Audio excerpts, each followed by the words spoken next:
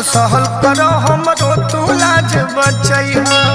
केहू तिरछा तकनी कहे, केहू बात पकनी कहे, कुछ कहे हो ऐसैया ऐसैया देवरा मन रखनी कहे, ननदी तो फेकनी कहे, सास कौआ हकनी कहे हो ऐसैया देवरा मन रखनी कहे, ननदी तो फेकनी कहे, सास कौआ हकनी कहे।